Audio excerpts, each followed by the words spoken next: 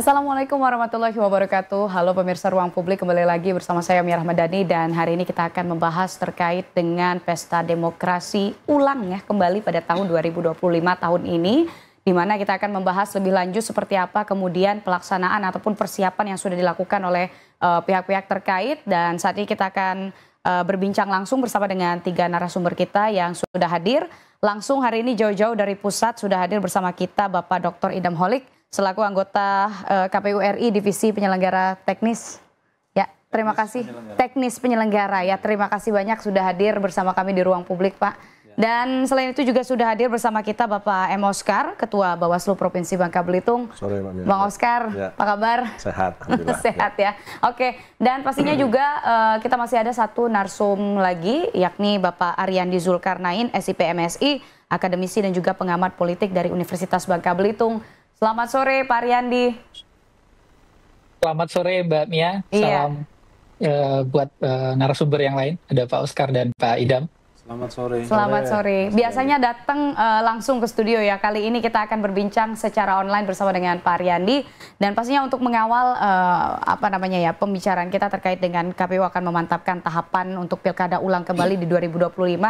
Sebagai informasi bahwa memang di Bangka Belitung ini ada 2 wilayah begitu. Dan ini juga sampai harus melibatkan kembali pihak-pihak yang terlibat di sini. Dan kita akan ke Pak Idam Holik. Seperti apa kemudian untuk pelaksanaan pilkada ulang tahun 2025 ini, di mana memang ini adalah tahapan yang kemudian dilaksanakan kembali. Apa yang menjadi perbedaan begitu? Kemudian acuannya seperti apa untuk tahapan yang akan dilaksanakan? Secara umum, tahapan penyelenggaraan pilkada ulang, baik di Kota Pangkal Pinang ataupun di Kabupaten Bangka di Provinsi Bangka Belitung ini, sebenarnya sama dengan tahapan penyelenggaraan pilkada serentak nasional di tahun 2024. Jadi pada dasarnya sama. Dan sebagai informasi, saat ini khusus untuk pilkada ulang, Kota Pangkal Pinang sedang dilakukan pelaksanaan verifikasi faktual dukungan calon perseorangan yang nanti akan berakhir pada tanggal 11 Juni 2025. Dan untuk pendaftaran baik di Kota Pangkal Pinang maupun di Kabupaten Bangka itu akan dilaksanakan selama 3 hari mulai tanggal 26 Juni sampai dengan 28 Juni. Ya, dan saat ini KPU baik Kota Pangkal Pinang maupun Kabupaten Bangka itu sedang melakukan sosialisasi berkaitan dengan pelaksanaan tahapan pencalonan ini. Dan kami tegaskan kepada rekan-rekan kami di 2 daerah tersebut, harap mensosialisasikan kepada semua pihak. Tidak hanya kepada partai politik peserta pemilu ataupun kepada pihak pemerintah daerah, tapi yang terpenting adalah masyarakat sipil serta media. Mengapa? Karena itu bagian dari hak informasi publik sehingga masyarakat dapat mengetahuinya. Dan besar harapan kami partai politik dapat memanfaatkan tahapan pencalonan ini dengan maksimal, karena memang Mahkamah Konstitusi melalui putusannya itu menurunkan threshold atau ambang batas pencalonan. Nah, dan masyarakat memiliki hak untuk mendapatkan informasi pencalonan yang beragam. Karena itu bagian dari hak politik masyarakat. Seperti itu. Oke, baik. Kalau kita melihat tahapan setelah dilakukan pemilihan pilkada begitu tahun 2024, kemudian MK mengeluarkan putusan kembali, kemudian juga ada dilakukan juga ada PKPU nomor 19 tahun 2024 begitu ya. Nah, ini seperti apa? Apa yang menjadi perbedaan antara PKPU nomor 19 tahun 2024 dan juga pilkada tahun kemarin? Ini ada perbedaan katanya seperti itu. Ini seperti apa? Sebenarnya peraturan teknis penyelenggaraan pilkada ulang yang digunakan di Kabupaten Bangka maupun Kota Pangkal Pinang itu sama dengan pilkada di 2024. Tetap sama ya, Pak? Tidak ada perbedaan. Tidak ada perbedaan. Yang ada perbedaan ya persoalan syarat pencalonan, dan itu pun pernah dilakukan sebelumnya. Dan lagi-lagi kami ingin menyampaikan kepada partai politik di Kabupaten Bangka maupun di Kota Pangkal Pinang memanfaatkan aturan atau persyaratan pencalonan yang sekarang sudah diturunkan oleh MK, sehingga masyarakat memiliki variasi informasi berkaitan dengan pasangan calon yang nanti akan ditetapkan oleh KPU baik di Kota Pangkal Pinang maupun di Kabupaten Bangka seperti itu. Ya, Pak Idam, ada berapa banyak sebenarnya untuk daerah yang mengadakan pilkada ulang 2025 tahun ini? Pilkada ulang itu hanya dilaksanakan di 2 kabupaten. Di 2 daerah, 1 Kabupaten Bangka, 2 Kota Pangkal Pinang, hanya ada di Provinsi Bangka Belitung. Dari 545 satker yang menyelenggarakan pilkada serentak nasional kemarin, itu hanya ada di Bangka Belitung. Dan oleh karena itu, ini merupakan satu peristiwa demokrasi yang sangat penting, yang kami berharap dari sisi kualitas penyelenggaraan ataupun dari sisi partisipasi pemilih, ini memiliki peningkatan kualitas. Dan saya berharap ini bisa menjadi rujukan atau model demokrasi elektoral ke depan berkaitan dengan teknis penyelenggaraan pilkada di Indonesia. Oleh karena itu kami berpesan kepada KPU Kabupaten Bangka ataupun Kota Pangkal Pinang, pastikan tidak ada kesalahan sekecil pun, zero error dalam pelaksanaan ini. Dan berikan ruang partisipasi seluas-luasnya kepada para pihak ataupun para stakeholder. Oke, baik. Saya ingin ke Bang Oskar. Bang Oskar, kalau melihat dari Pilkada 2024 tahun kemarin begitu, apa kemudian langkah yang akan dilakukan oleh pihak Bawaslu sendiri dalam mengawal Pilkada 2025 kembali? Baik, Mbak Mia, belajar dari Pilkada awal 2024, mungkin pola pencegahan yang kita lakukan sekarang akan lebih masif dan melibatkan banyak tokoh masyarakat. Mungkin sekarang tidak secara langsung juga, tapi lebih memaksimalkan peran media sosial itu. Dan juga teman-teman media juga kami sering sekali untuk sharing informasi agar disampaikan juga ke masyarakat melalui media-media baik itu cetak, tertulis maupun elektronik. Hal-hal yang sifatnya berbau positif ya, hal-hal yang sifatnya menggugah bahwa pentingnya pilkada ulang ini berkaca dari pilkada awal kemarin ya. Baik itu terkait tingkat partisipasi pemilih maupun partisipasi untuk mengikuti kontestasi di pilkada ulang ini. Ya. Bagaimana kita ketahui kemarin pilkada ulang ini dimenangkan oleh dua-duanya dimenangkan kota kosong, kolom kosong itu ya. Baik. Kalau melihat di tahun kemarin apa kemudian yang menjadi catatan betul begitu yang sehingga ini mempengaruhi untuk langkah ke depan di tahun ini model pengawasan yang dilakukan oleh Bawaslu? Kalau dari catatan pengawasan Bawaslu di tingkat Kabupaten Bangka dan Kota Pangkal Pinang memang kita tetap mempertahankan bahwa di pilkada ulang ini tidak ada zero mistake dan zero fault ya, tidak ada pelanggaran, tapi juga kita lebih mengajak masyarakat membantu teman-teman KPU untuk berpartisipasi aktif. Karena belajar dari pilkada di 27 November kemarin, 2 wilayah ini yang partisipasinya sangat rendah ini, cuma 50% dari 2 wilayah ini, dan Kabupaten Bangka dan Kota Pangkal Pinang itu yang paling rendah itu. Dan untuk sosialisasi pencegahan pelanggaran kami tetap memaksimalkan dan melibatkan setiap stakeholders masyarakat. Jadi masyarakat tidak hanya menjadi subjek yang diawasi, objek yang diawasi, tapi menjadi subjek pengawas juga itu nanti ke depan ya. Sama-sama kita partisipasi untuk sama-sama mengawasi jalannya pilkada ulang 2025 ini. Baik. Saya ingin ke Pak Idam kembali terkait dengan seperti apa tahapan pelaksanaan yang dilakukan ini, kemudian kalau berkaca dari tahun kemarin, ini apa yang menjadi catatan untuk 2 daerah yang akan mengadakan pilkada ulang kembali ini, Pak? Ya, tentunya berkaitan dengan partisipasi ya. Karena memang di setiap pilkada, tantangan terbesar kami itu adalah partisipasi. Belajar dari pengalaman penyelenggaraan PSU, tindak lanjut putusan Mahkamah Konstitusi, itu ada beberapa daerah yang tren partisipasinya menurun. Pemilih mengalami kejenuhan politik. Nah, ini menjadi tantangan bagi 2 daerah di bubble ini, Kota Pangkal Pinang maupun Kabupaten Bangka, bagaimana meningkatkan antusiasme pemilih untuk berpartisipasi. Dan selain itu juga meningkatkan literasi, pengetahuan pemilih tentang penyelenggaraan pilkada ulang dan bagaimana hak dan kewajiban mereka sebagai pemilih. Sehingga dari sisi proses demokratisasinya ini berjalan lebih berkualitas. Dan tadi apa yang disampaikan oleh Mas Oskar ini sebenarnya menarik berkaitan dengan pengawasan partisipatif. Pengawasan partisipatif ini akan berjalan kalau pemilihnya memiliki literasi.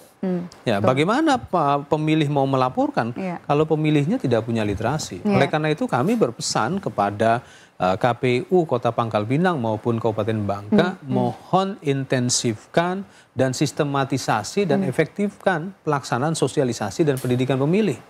Nah, tadi di pertemuan di Kota Pangkal Pinang dengan para badan ad hoc, mari kita ambil pelajaran penting terhadap pelaksanaan PSU pasca PSU. Pemungutan suara, pasca pemungutan suara di Pilkada Barito Utara. Ini berkaitan dengan politik uang. Nah, politik uang ini dapat dihentikan kalau ada yang namanya masyarakat atau pemilih yang melakukan pengawasan aktif. Apalagi Bawaslu RI punya kebijakan pengawasan partisipatif. Karena kalau bicara tentang politik uang, ini kan terjadi dalam praktek yang sangat konspiratif. Nah, penerima ataupun masyarakat yang sekiranya akan menjadi target politik uang, ini bisa segera melapor. Dan saya berharap Bawaslu memberikan ruang yang besar terhadap itu, dan saya yakin Bawaslu di Bangka Belitung di bawah kepemimpinan Mas Oscar ini sudah mendesain satu kebijakan teknis bagaimana masyarakat itu berani melapor berkaitan dengan politik uang. Mengapa demikian? Karena kalau ada praktek politik uang di dalam kampanye ataupun menjelang pemungutan suara, dan itu dilaporkan kepada Mahkamah Konstitusi dalam perselisihan hasil pilkada, potensinya seperti apa yang pernah terjadi di Barito Utara. Dan kita ketahui hari ini penyelenggaraan pilkadanya ini spesial.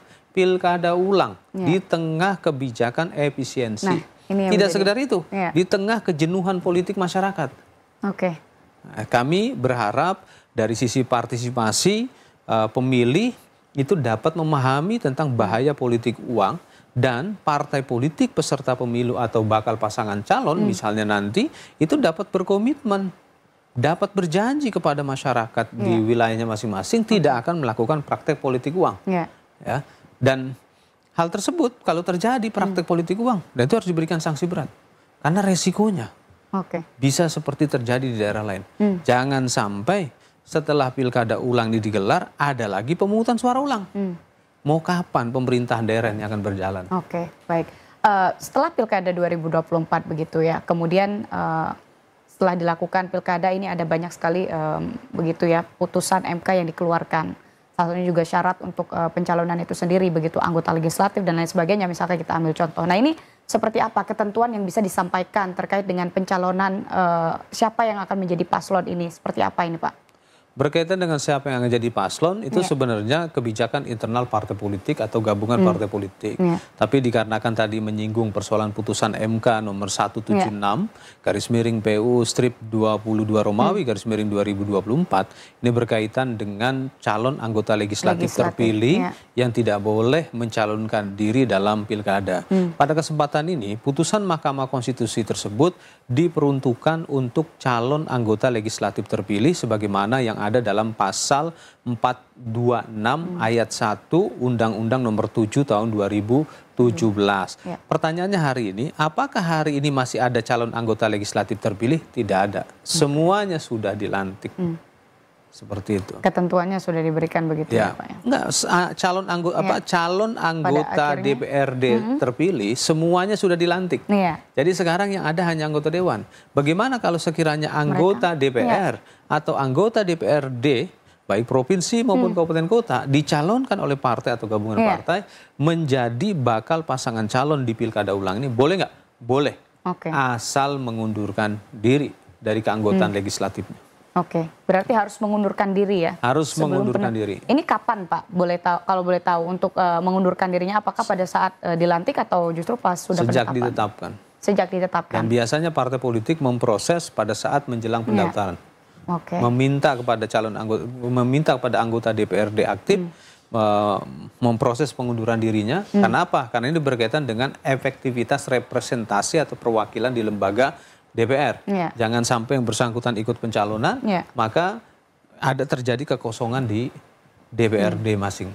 Baik. Saya ingin ke Pak Ariandi Zulkarnain yang juga sudah terhubung bersama kita melalui virtual meeting. Saat ini Pak Ariandi, apakah terdengar?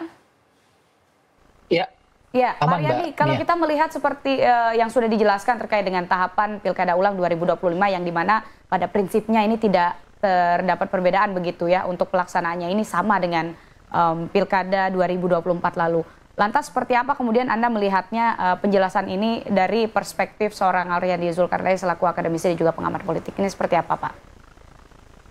Ya, Tentu pertama sekali yang perlu kita sama-sama apresiasi ya. Pertama penyelenggara sejauh ini ya sudah melakukan tahapan sebagaimana mestinya. Kalau kita membaca PKPU yang sudah sama-sama kita ketahui, uniknya adalah Bangka Belitung sendiri mengalami 2 daerah yang kemudian harus melakukan pilkada ulang. Konsekuensi dari kekalahan calon tunggal di 2 kompetisi di 2 daerah tersebut. Dan memang kalau kita bicara tahapan, memang pertama sekali butuh kehati-hatian ya pada prinsipnya bahwa penyelenggara pemilu jangan sampai kemudian menimbulkan potensi di kemudian hari ketika nantinya tahapan pencalonan ini kemudian tidak benar-benar dilakukan dengan prinsip kehati-hatian tersebut. Nah, memang kalau kita berkaca kepada 2 daerah, memang politik kembali dinamis sejauh hari ini, di mana sudah terdapat beberapa nama, tokoh dan sebagainya yang kemudian sudah bermunculan. Tinggal nanti kemudian bagaimana partai politik untuk menangkap dan mereduksi kepentingan publik seperti apa yang ingin dikandidasikan dan dinominasikan. Tapi secara penjelasan tadi sudah jelas bahwa Pak Idam sudah menyampaikan bahwa terdapat kesamaan dalam tahapan yang kemudian dilakukan dengan pemilu sebelumnya di tahun 2024, dan saya kira untuk sejauh ini hal tersebut bisa kita prediksi bahwa tidak terjadi problem yang signifikan ya terhadap proses yang sudah dilakukan. Hanya saja catatan yang utama bagi kita adalah memang partisipasi tadi yang sudah dibahas oleh Pak Oscar dan Pak Idam ini menjadi koreksi kita semua bahwa seharusnya pilkada menjadi ruang representasi bagi publik untuk kemudian memberikan hak suara mereka, melakukan kontrak nilai terhadap politisi yang kemudian dikandidasikan, dan ini yang kemudian menjadi catatan. Seharusnya partisipasi itu inline dengan kandidasi yang kemudian nantinya akan dihadirkan oleh partai politik, dan harapannya ketika calon tunggal tidak lagi muncul di pilkada di 2 daerah, dan ini akan mudah-mudahan berkontribusi nantinya terhadap angka partisipasi, dan mudah-mudahan itu juga berimplikasi terhadap legitimasi hasil pemilu, dan mudah-mudahan juga harapannya ya sebenarnya di 2 daerah ini kebekuan politik yang kemarin terjadi di 2024 itu bisa kembali mencair, dan partai politik harus mampu mereduksi itu dan mampu mudah-mudahan menjangkau kepentingan publik itu jauh lebih luas pada perhelatan di tahun ini di 2025 begitu Mbak Mia. Ya, oke, baik. Kalau kita melihat ini untuk rangkaian tahapannya ini sepertinya lebih singkat dibandingkan dengan tahun kemarin begitu ya Pak ya. Kalau kita melihat ya untuk tahapannya ini seperti apa Pak Idam? Ya, berkaitan dengan durasi pelaksanaan tahapan penyelenggaraan pilkada ulang ini memang sebelumnya kami konsultasikan dengan Komisi 2 DPR RI dan pemerintah, dan dalam kesepakatan tersebut disepakati kalau bisa disepakati Agustus itu harus sudah selesai pemungutan, penghitungan dan rekapitulasi suara. Sehingga KPU mengambil kebijakan tanggal 27 Agustus 2025. Kenapa harus dipersingkat? Karena ini berkaitan dengan efektivitas dan efisiensi penyelenggaraan tahapan. Dan dari waktu durasi yang disingkat, ini tanpa mengurangi hak partai politik untuk mengajukan pasangan calon, hak pasangan calon, ataupun hak pemilih. Ya, karena dalam konteks penyelenggaraan teknis pilkada ini, kami punya moto yaitu KPU melayani. Apa yang dilayani? Ini berkaitan dengan hak politik para pihak dalam penyelenggaraan pilkada ini. Dan sebenarnya ketika tahapan ini dipersingkat, ini yang terpenting adalah bagaimana para pihak memanfaatkan kesempatan yang sangat bernilai ini untuk menentukan bagaimana pemerintahan 5 tahun mendatang. Dan kami berharap kepada partai politik peserta pemilu yang sekiranya memiliki kesempatan untuk mengajukan pasangan calon ataupun para pihak yang sekiranya menjadi bakal pasangan calon ini dapat memperbaiki persiapan pencalonan. Dan salah satunya ini adalah berkaitan dengan usulan, visi, misi, dan program pasangan calon. Mengapa ini perlu saya tekankan? Karena masalahnya pasangan calon terpilih nanti, baik di Kota Pangkal Pinang maupun di Kabupaten Bangka, visi, misi, dan program yang ditawarkan selama kampanye itu akan menjadi akan ditetapkan menjadi rencana pembangunan jangka pendek. Itu. Nah, inilah pentingnya masyarakat memahami itu. Jadi tidak sekedar pada persoalan tradisi pencalonan. Inilah yang kami sampaikan kepada rekan-rekan kami mohon nanti ketika tahapan pencalonan ini sedang berjalan, visi misi, program dan pasangan calon yang sekiranya akan menjadi materi kampanye mereka pada saat menjelang penetapan pasangan calon diperkenalkan kepada masyarakat. Baik. Agar masyarakat dapat membaca secara utuh visi, misi, dan rancangan program yang akan mereka tawarkan. Oke, baik. Oke, ini menarik, kita akan lanjut usai jeda berikut ini. Untuk itu pemirsa jangan kemana-mana, tetap bersama kami dalam Ruang Publik.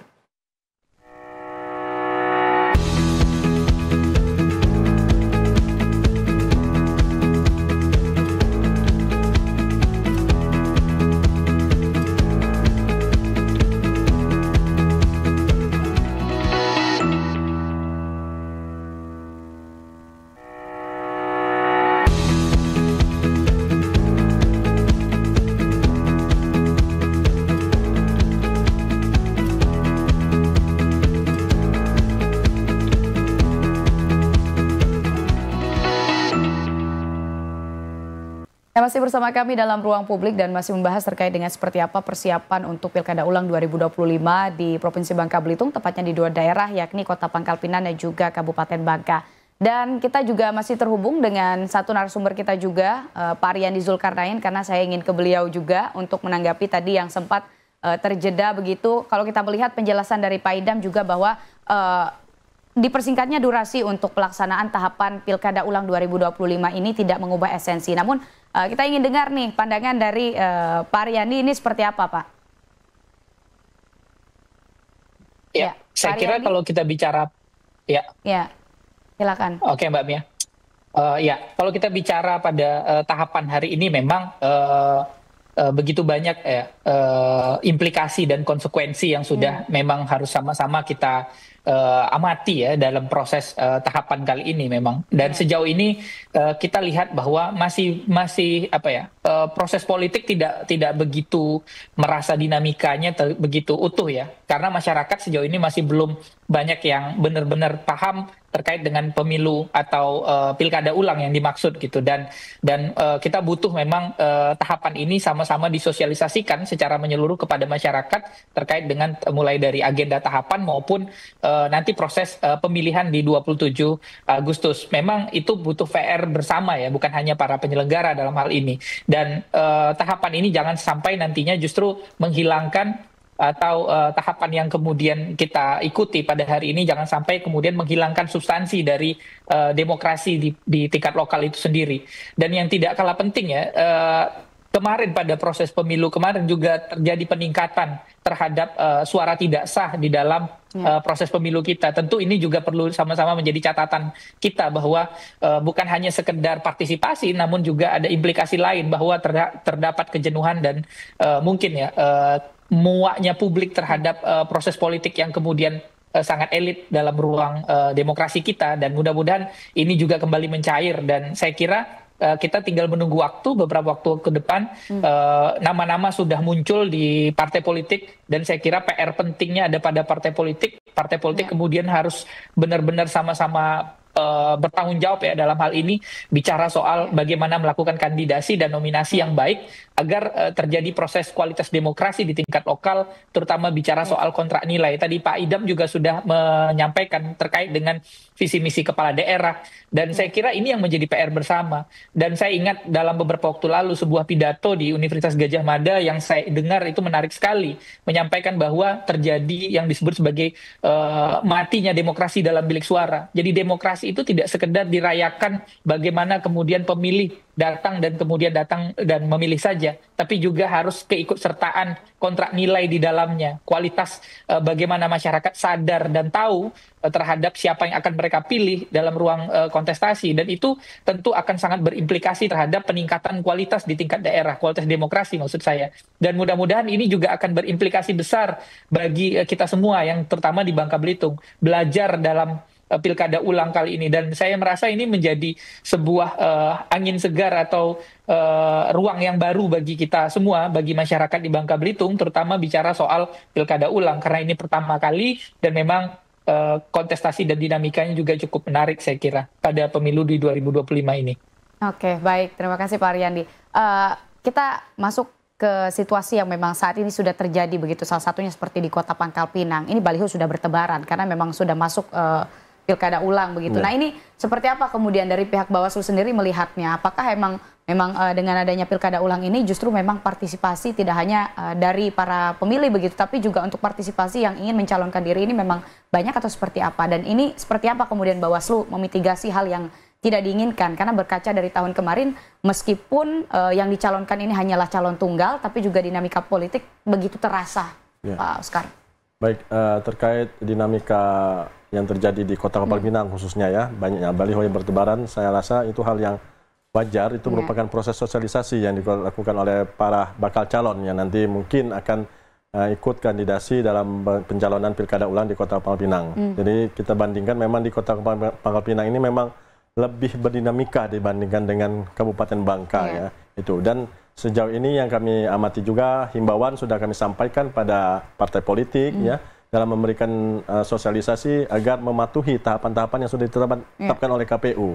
Bahwa sampai sekarang KPU itu belum membuka pendaftaran bakal calon ya itu. Jadi kalau ada yang sudah mengklaim ada sebagai calon wali kota atau ya sudah didukung ya memang belum tahapan, dan kami sudah himbauan kami lakukan sudah direspon dan sudah ditindaklanjuti oleh para bakal calon tersebut dengan menutup, misalnya sudah terlanjur pasang jalan itu sudah ditutup sehingga informasi yang disampaikan masyarakat itu benar-benar valid dan tidak bias ke masyarakat. Karena banyak juga masyarakat dan tokoh-tokoh masyarakat juga bertanya ke kita, mereka merasa keberatan dan informasi ini nggak benar itu. Tapi sudah kita luruskan dan kita sudah sampaikan dan alhamdulillah ditindaklanjuti oleh para bakal calon yang mungkin akan ikut proses kontestasi di pilkada ulang ini. Berarti artinya sudah mulai bekerja, sudah mulai intensif begitu ya untuk pelaksanaan. Kita mengedepankan pencegahan juga Mbak Mia. Jadi jangan sampai sudah terjadi baru ditindaklanjuti, jadi pencegahan kita tetap prioritaskan itu. Oke, baik. Pak Idam, sejauh ini langkah konkret yang sudah dilakukan pihak KPU untuk kemudian memantapkan tahapan yang sudah ditetapkan dalam pencalonan pilkada ulang ini apa sih? Rekan kami, KPU Kota Pangkal Pinang maupun Kabupaten Bangka, mereka telah melakukan sosialisasi. Sosialisasi berkaitan dengan keputusan mereka mengenai tahapan dan jadwal pelaksanaan pilkada ulang ini. Hal itu yang paling penting untuk diketahui oleh publik ya. Dan selain itu juga mereka mempersiapkan tahapan ini menurut saya hari ini jauh lebih baik ketimbang yang sebelumnya. Karena untuk memastikan jangan sampai ada kesalahan. Apalagi berkaitan dengan pencalonan. Karena Mahkamah Konstitusi dalam persidangan perselisihan hasil pilkada itu banyak yang berkaitan dengan pencalonan.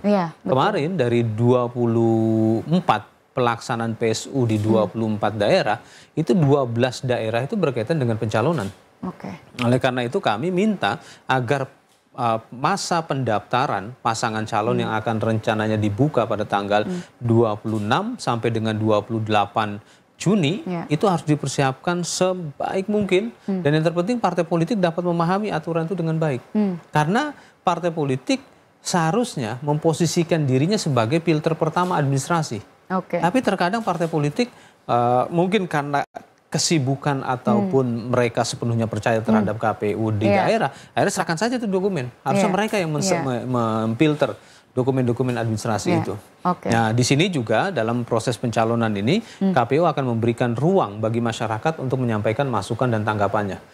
Ya, kita belajar dari kasus pelaksanaan pilkada di Pasaman, Sumatera Barat.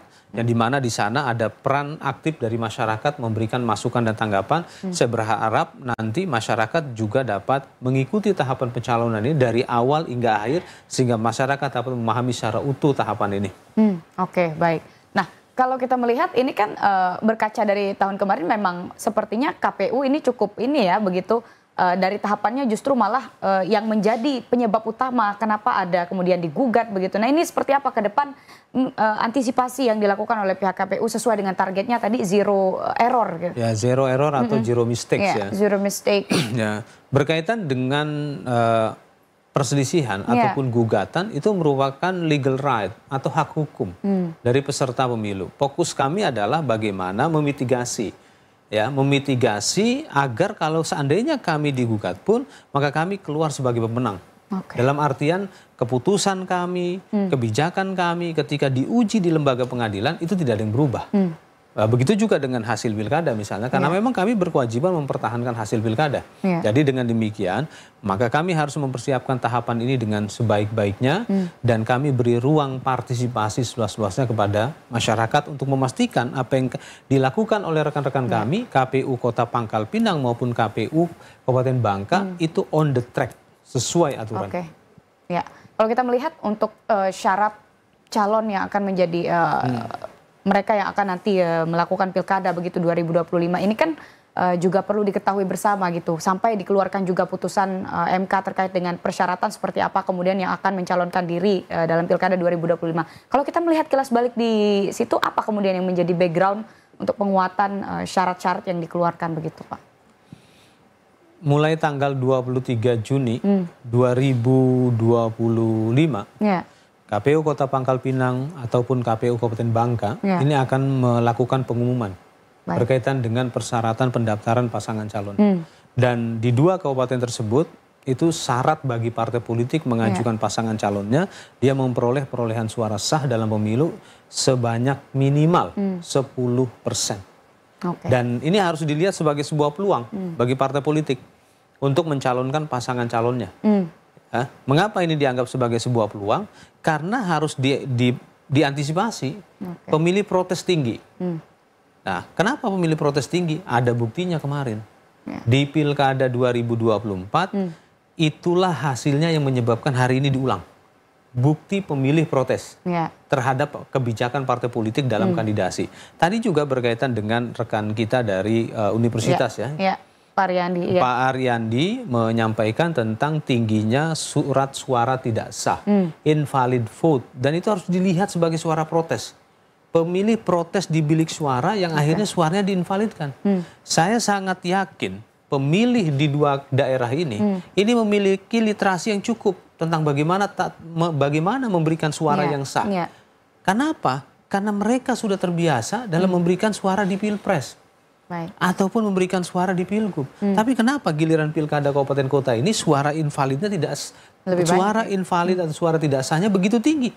Karena lagi-lagi ini berkaitan dengan aksi politik protes di dalam TPS. Oke, baik. Kita ke Pak Ariandi Zulkarnain kembali terkait dengan seperti apa kemudian dinamika politik yang terjadi dan dengan dikeluarkannya banyak putusan MK kemudian yang menetapkan syarat seperti apa kemudian untuk pendaftaran pasangan calonnya, ini ketetapannya seperti apa? Ini seperti apa Anda melihat pandangan secara politiknya begitu? Kalau kita berkaca juga seperti yang dikatakan oleh Pak Idam juga bahwa ini harusnya bisa dilihat sebagai bentuk protes masyarakat. Artinya memang dinamika politiknya ini cukup berjalan untuk di Kota Pangkal Pinang dan juga Kabupaten Bangka begitu, Pak Ariandi. Ya, baik. Terkait dengan ambang batas yang sudah diputuskan oleh MK beberapa waktu lalu, memang ketika MK memutuskan di waktu itu jaraknya terlalu dekat dengan masa pendaftaran, sehingga kocok ulang terhadap koalisi dan kemudian nominasi yang kemudian dimunculkan itu peluangnya cukup masih terhitung kecil kemudian untuk mengubah konstelasi waktu itu gitu. Dan ketika pilkada ulang tentu jaraknya cukup panjang ya, artinya kita masih punya beberapa waktu yang sudah kita lewati, sehingga harapannya memang partai politik ya, ini PR besar bagi partai politik di daerah untuk kemudian mampu mereduksi kembali isu-isu apa yang kemudian harus direpresentasikan dan bagaimana kemudian kandidasi itu tertuang nantinya di dalam paket koalisi yang kemudian muncul. Tapi kemudian apakah masih ada celah, dan tentu saja kenapa? Karena ambang batas MK masih membicarakan terkait ambang batas bawah. Kita bicara terkait dengan bagaimana pagar masuknya kemudian sudah diturunkan. Tapi kemudian kita masih belum melihat ada pagar atas di sana. Memang rekomendasi dari kampus dan teman-teman akademisi juga baik di kita di daerah maupun di Jakarta itu menyarankan bahwa dalam revisi undang-undang nantinya itu terdapat klausul terhadap paket koalisi di mana itu ditentukan dengan angka 30%. Tapi ini masih dalam wacana apakah usul tersebut bisa diterima atau tidak. Ini dalam rangka untuk kemudian membentuk dan membuat paket demokrasi yang lebih ideal bagi partai politik untuk kemudian mencalonkan, sehingga opsi pasangan calon bisa lebih banyak. Tujuannya untuk apa? Tentu untuk menguntungkan publik. Kenapa? Karena pada akhirnya publik butuh diberikan opsi-opsi visi yang baik bagi pembangunan di level daerah. Karena memang sejak kita pindah dari Orde Baru waktu itu menuju sistem demokrasi di pasca 98, harapan otonomi daerah salah satunya adalah bagaimana terjadi kemandirian bagi para pemilih di daerah dengan adanya pemilihan kepala daerah. Tentu konsekuensi itu harus sama-sama kita hadirkan. Memang PR-nya bukan hanya bicara soal penyelenggara, tapi juga bicara soal partai politik. Maka dari itu kalau saya melihat dukungan terhadap revisi undang-undang pemilu itu tidak sekedar kodifikasi, tapi justru dilakukan secara omni. Artinya akan ada wilayah-wilayah terkait lainnya, bicara soal partai politik, lalu kemudian undang-undang pemilu dan undang-undang pilkada. Dan saya kira itu perlu dilakukan secara menyeluruh gitu. Tidak hanya sekedar bicara penyelenggaraan di tahap kontestasinya saja, tapi kemudian pemain dan aturan mainnya juga sama-sama betul diselaraskan. Dan ini menjadi PR besar bagi kita semua ya dalam upaya untuk meningkatkan kualitas demokrasi ke depan. Dan memang tadi yang sudah Pak Idam sampaikan ya, kita bicara juga soal bagaimana mereduksi aspirasi publik di dalam prinsip berdemokrasi. Ini masih terdapat beberapa ruang yang saya kira masih bisa kita perbaiki gitu. Terkhusus tadi soal partisipasi maupun suara tidak sah. Saya sangat sepakat bahwa ini bentuk dari aspirasi publik yang mungkin diwujudkan dengan cara semacam itu. Dan memang di beberapa daerah di Indonesia, di luar negeri memang pemilu itu tidak hanya sekedar foto calonnya saja, ternyata dalam kontestasi yang berbeda pada levelnya juga ada kolom kosong yang kemudian diberikan demi mengakomodir kehendak publik terhadap protes mereka terhadap kandidasi. Dan ini harus kemudian sama-sama menjadi catatan, terutama bagi partai politik. Dan saya kira 2024 menjadi catatan penting bagi partai politik dianggap gagal melakukan kandidasi karena kemudian apa yang mereka kandidasikan itu kemudian ditolak oleh publik dalam arti hasil pemilu gitu, dan tentu konsekuensinya adalah pemilu ulang. Nah, tentu tidak hanya sekedar soal bagaimana proses partai politiknya, tapi kemudian bagaimana demokratisasi di internal partai butuh dibangun, dan kemudian kandidasi dan serta rekrutmen partai juga harus dilakukan dengan baik. Tadi Pak Idam juga bilang mungkin karena partai politik sibuk dan sebagainya kadang masih abai terhadap hal-hal administratif. Saya kira ini juga berhubungan terkait dengan kapabilitas dan kemampuan pengelola partai politik kemudian untuk jeli terhadap mekanisme aturan, dan pertama, yang kedua juga memahami dinamika internal partai, dan yang ketiga bicara soal bagaimana kemudian dia mereduksi kepentingan partai itu jauh dan lebih dekat terhadap rakyat di level daerah itu sendiri, begitu Mbak Mia. Karena kita akan segera kembali usai jeda. Untuk itu, pemirsa jangan kemana-mana, tetap bersama kami dalam Ruang Publik.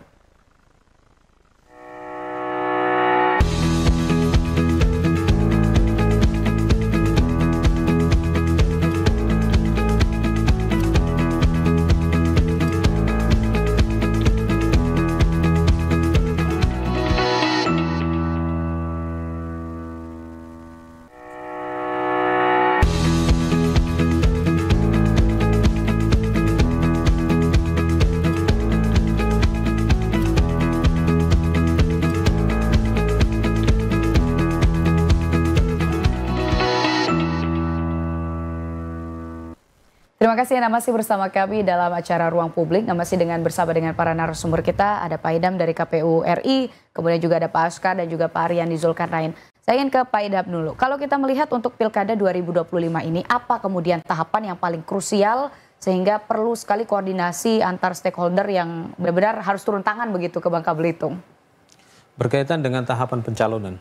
Tadi di awal sudah saya jelaskan dari 24 pelaksanaan PSU di Indonesia, ya sebelum putusan Mahkamah Konstitusi terkait perselisihan hasil pilkada yang baru, itu 12-nya itu berkaitan dengan pencalonan.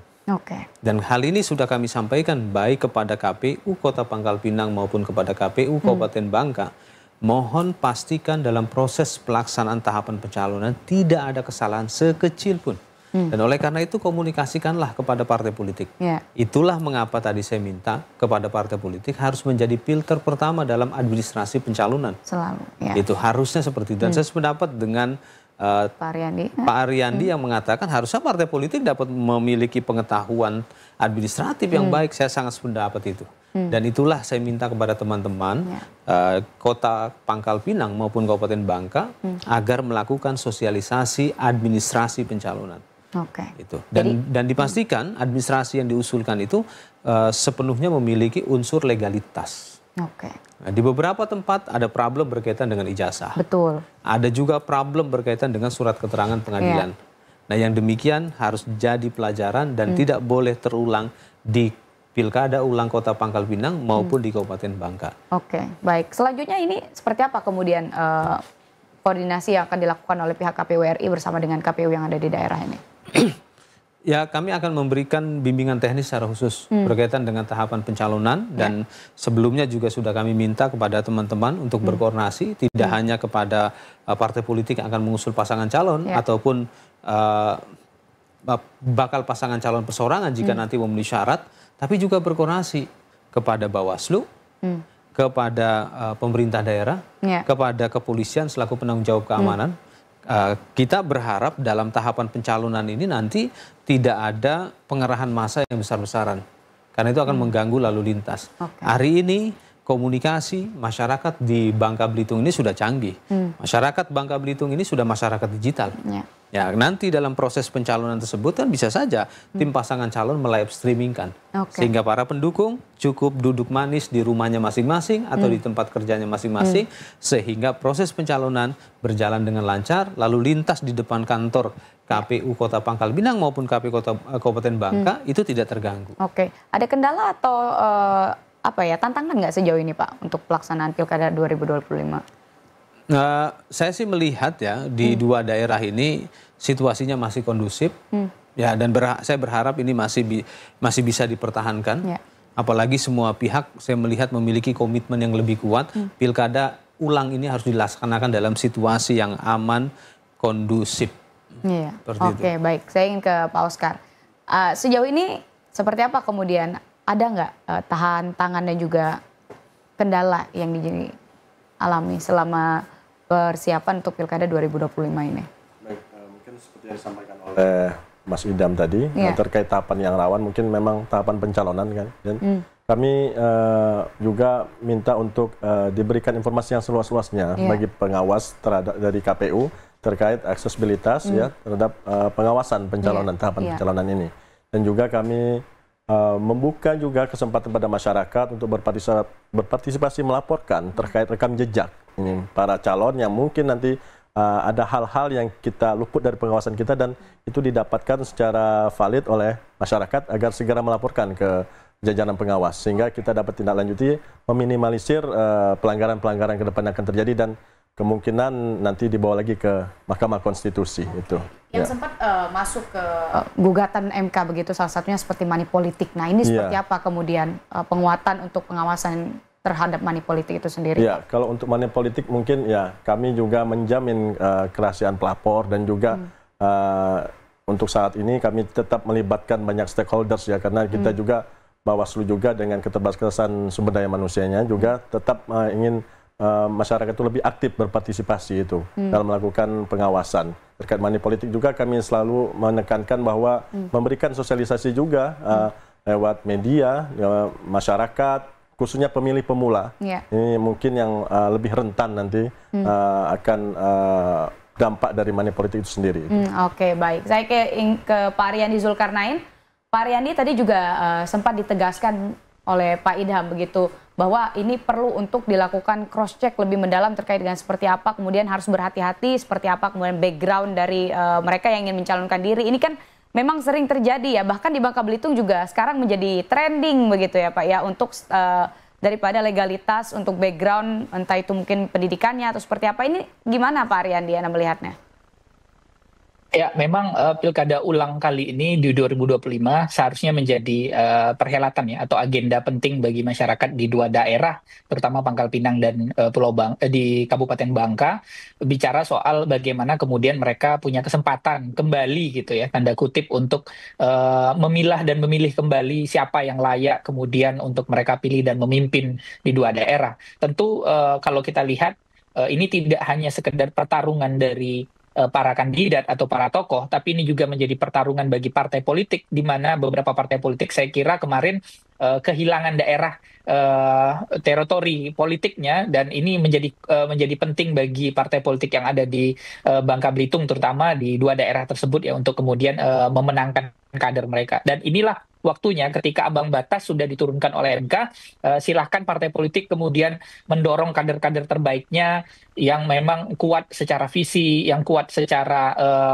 program untuk kemudian dihadirkan dalam ruang kontestasi, dan mudah-mudahan itu juga berimplikasi bagi kualitas pilkada ulang kita. Nah, kemarin catatan dari saya juga terhadap pemilu sebelumnya itu terjadi uncontested election, bagaimana memang ruang kompetisi kita itu masih tertutup pada dua daerah tersebut, dan itu implikasinya sangat besar sekali ya, di mana kita harus mengeluarkan biaya lagi untuk melakukan demokrasi lagi, yakni melakukan pemilihan. Dan dari situ juga kita juga melihat masih terjadi grand coalition atau koalisi-koalisi besar di dalam partai politik. Saya kira dengan keputusan MK juga yang tadi sudah kita sebutkan berulang-ulang, itu menjadi angin segar bagi siapapun yang ingin berkontestasi, terutama untuk kemudian mendapatkan dukungan dari partai politik. Dan yang terakhir, yang paling penting adalah memang kita bicara 3 area. Area pertama, area penyelenggara. Area penyelenggara butuh diperkuat, butuh didorong untuk sama-sama kita lakukan baik itu pengawasan secara partisipatif maupun mendorong KPU juga bisa bekerja secara maksimal untuk dua daerah. Karena pilkada ulang kali ini kan semua mata akan tertuju ke dua daerah gitu. Bukan hanya orang Bangka Belitung saja, tapi juga nasional akan melihat di dua daerah ini. Tentu ini akan menjadi cerminan bagi kita, wajah bagi masyarakat Bangka Belitung, bagaimana kemudian membangun demokrasi lokal dengan baik. Dan saya kira mudah-mudahan dengan nantinya terjadi kompetisi dan kandidasi yang cukup dinamis, itu akan menjadi angin segar. Siapapun saya kira bisa berkompetisi kembali selagi memang memenuhi prosedur yang sudah ditetapkan, selagi tidak menyalahi undang-undang. Dan kemarin mungkin muncul wacana terkait dengan beberapa hal, apakah yang kalah kemudian tidak bisa berkompetisi dan sebagainya. Saya kira sah-sah saja siapapun kembali selagi memang mekanisme dan regulasi dari negara tidak menghalangi siapapun untuk kemudian berkompetisi. Saya kira itu hak individu masing-masing siapapun gitu. Dan yang paling penting lagi adalah bagaimana demokrasi di dua daerah ini kembali hidup, dan mudah-mudahan itu kemudian menguntungkan kepada publik di dua daerah. Jadi dengan adanya begitu banyak calon yang kemudian berkompetisi nantinya dihadirkan, tentu masyarakat diuntungkan dengan begitu banyak opsi pilihan-pilihan program dan kebijakan yang ditawarkan dari para politisi. Dan silahkan masyarakat memilah dan memilih siapa yang terbaik nantinya bagi kemajuan di dua daerah tersebut. Begitu Mbak Mia. Ariandi Zulkarnain, kita juga sudah mendapatkan sampai pada kesimpulan bahwa memang untuk Pilkada 2025 ini pastinya akan bersinergi pastinya ya, untuk memastikan bahwa tahapan Pilkada ini akan berjalan dengan lancar.